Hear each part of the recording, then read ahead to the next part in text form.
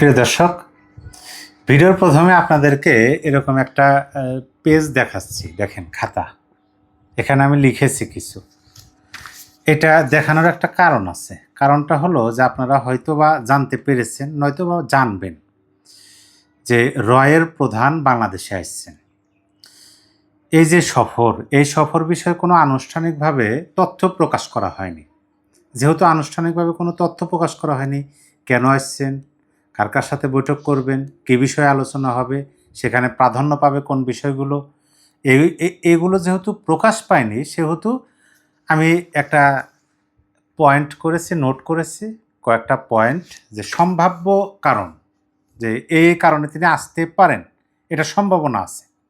যেহেতু নির্দিষ্ট করে কোনো আনুষ্ঠানিক প্রকাশ নাই, তথ্য নাই, আমি প্রথমে আপনাদেরকে জানিয়ে দিই যে বাংলাদেশি সংশ্লিষ্ট কর্তৃপক্ষের আমন্ত্রণে এই সফরে পরাগজন অর্থাৎ হচ্ছে ভারতের গোয়েন্দা সংস্থা রয়ের প্রধান, তিনি 4 সদস্যের একটি উচ্চ পর্যায়ের দলের নেতৃত্ব দিচ্ছেন এই সফরে। এখন এই যে পরাগজন, তিনি ভারতের বহির্গোয়েন্দা সংস্থা রিসার্চ অ্যান্ড অ্যানালাইসিস উইংয়ের সেক্রেটারির দায়িত্ব পালনের পাশাপাশি স্পেশাল প্রোটেকশন গ্রুপ বা এসপিজির স্পেশাল সেক্রেটারির দায়িত্ব রয়েছে তার। এয়ার ইন্ডিয়ার একটি ফ্লাইটে রোববার দুপুরে তারা ঢাকায় শাহজালাল আন্তর্জাতিক বিমানবন্দরে পৌঁছান। বাংলাদেশে আসার আগে কিন্তু তারা অলরেডি চীনেও সফর করেছেন। চীনে সফর করেছেন রয়ের প্রধান, এবং তারা ঢাকার একটি হোটেলে থাকবেন।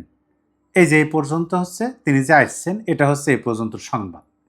কিন্তু তিনি ঠিক কী কারণে আসছেন, এই সফরের বিষয়ে কোনো দেশই বলতে বাংলাদেশ, ভারত, কোনো দেশই আনুষ্ঠানিকভাবে কোনো তথ্য প্রকাশ করেনি। তাহলে আমরা কি ধরে নেব? আসছেন, অবশ্যই তো কোনো কাজ আছে তো অবশ্যই কোনো লক্ষ্য আছে। কারণ তিনি আসছেন কিভাবে? তিনি আসছেন 4 সদস্যের উচ্চ পর্যায়ের একটা প্রতিনিধি দল নিয়ে এসছেন, নেতৃত্ব রয়ের প্রধান পরাগজন। এখন এইখানে আপনাদেরকে আর একটা বিষয় জানিয়ে দিই যে তিনি অর্থাৎ এই রয়ের প্রধান যে বাংলাদেশে আসলেন, বাংলাদেশে আসার আগে বাংলাদেশের গোয়েন্দা প্রধান, মানে আমাদের বাংলাদেশের গোয়েন্দা প্রধান মেজর জেনারেল মোহাম্মদ কায়সার রশিদ চৌধুরী, তিনি দিল্লিতে গিয়ে প্রধান পরাগজন ও ভারতের সামরিক গোয়েন্দা বিভাগের মহাপরিচালকের সঙ্গে বৈঠক করেছিলেন। তার মানে কি, এর আগে বাংলাদেশের গোয়েন্দা প্রধান ভারতে গিয়েছিলেন, এখন ভারতের গোয়েন্দা প্রধান রয়ের প্রধান বাংলাদেশে আসছেন। আচ্ছা, এই পর্যন্ত আমরা জানলাম। এখন আসেন মূল বিষয়, যে কি কি আলোচনা হতে পারে, এটা প্রধান বিষয়গুলো কি, মানে পেতে পারে, গুরুত্ব পেতে পারে, এই বিষয়গুলো আমরা ধারণা প্রকাশ করি। এই যে সফরটি, এই সফরটি নিঃসন্দেহে ঢাকা দিল্লির গোয়েন্দা পর্যায়ের যোগাযোগ যে বেড়েছে, তার একটা গুরুত্বপূর্ণ বাস্তবতা। এইখানে তো কোনো কারো দ্বিমত থাকার কথা না। ঢাকা এবং দিল্লির গোয়েন্দা পর্যায়ের যোগাযোগ যে বৃদ্ধি পেয়েছে, এটা দ্বারা কিন্তু পরিষ্কার। কারণ বাংলাদেশের গোয়েন্দা প্রধানও দিল্লিতে গিয়েছিলেন, দিল্লির গোয়েন্দা প্রধানও ঢাকায় আসছেন। এখন এইখানে যেটা বলা হচ্ছে যে মানে যেটা সর্বপ্রথম সামনে চলে আসে, সেটা হলো যে ভারত বাংলাদেশ সম্পর্ক স্বাভাবিক করার প্রচেষ্টার সঙ্গে সফরটি যুক্ত করা হয়েছে, বা যুক্ত এরকমই বলা হইতেছে। ভারত বাংলাদেশ সম্পর্ক স্বাভাবিক, তার মানে স্বাভাবিক নাই, বিষয়টা একটু মনে রাখবেন। এখন আসেন সম্ভাব্য কারণের প্রথমত নিরাপত্তা ও গোয়েন্দা সহযোগিতা, এ বিষয়টা কিন্তু চলে আসে। প্রথম সম্ভাব্য কারণ সীমান্তর নিরাপত্তা, সন্ত্রাসবাদ, সীমান্ত অপরাধ, গোয়েন্দা তথ্য বিনিময়, এসব বিষয়ে প্রদানের আলোচনায় থাকা খুবই একটা স্বাভাবিক বিষয়।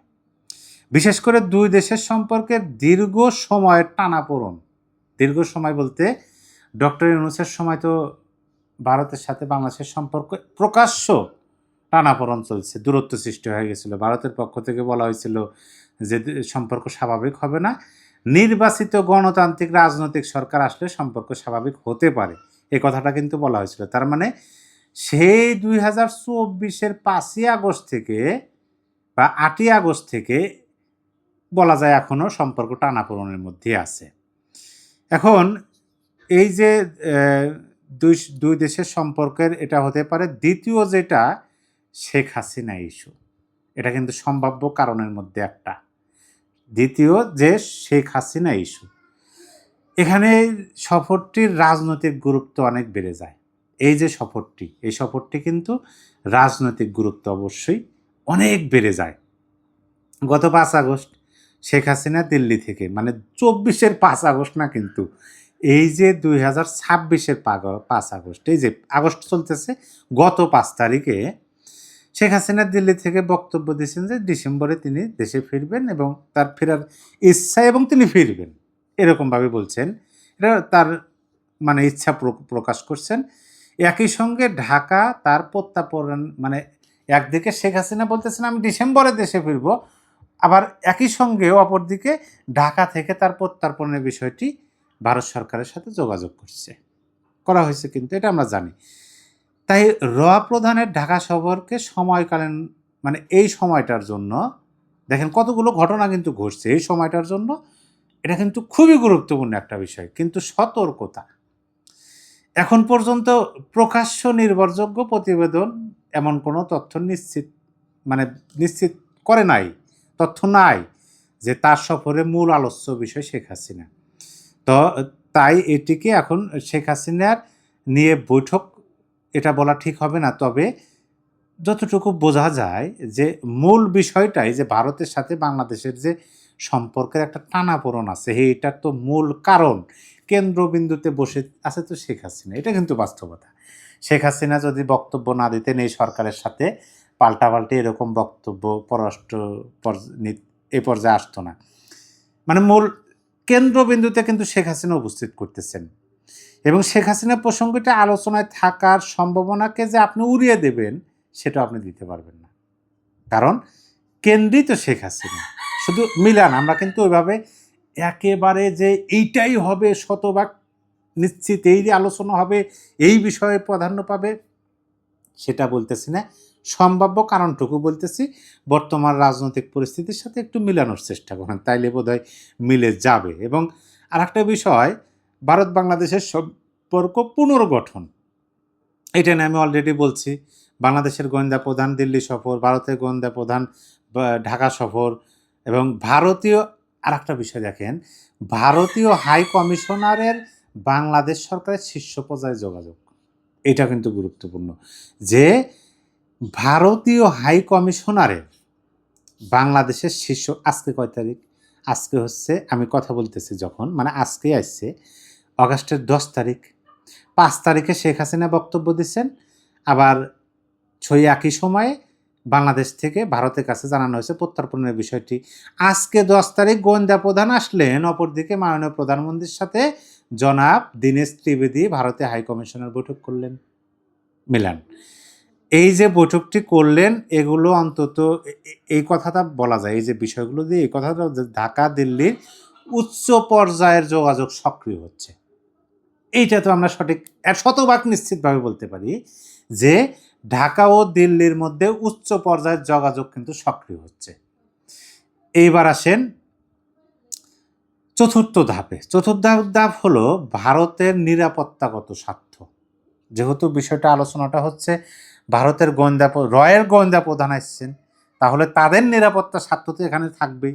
বাংলাদেশ ভারতের জন্য শুধু প্রতিবেশী নয়, আমরা যে শুধু বলি প্রতিবেশী না, শুধু যে প্রতিবেশী তা নয়, উত্তর পূর্ব ভারতের সীমা নিরাপত্তা, ভারতের উত্তর পূর্ব নিরাপত্তা, সীমান্ত, বঙ্গোপসাগর, তারপরে আঞ্চলিক ভূ রাজনীতির দিক থেকেও কিন্তু গুরুত্বপূর্ণ, শুধুমাত্র প্রতিবেশী না, কত গুরুত্ব বিষয়, এই বিষয়গুলো নিয়ে আমরা আলোচনা করেছি। তাই বাংলাদেশে নতুন রাজনৈতিক বাস্তবতা তৈরি হওয়ার পর ভারত সম্ভবত সরাসরি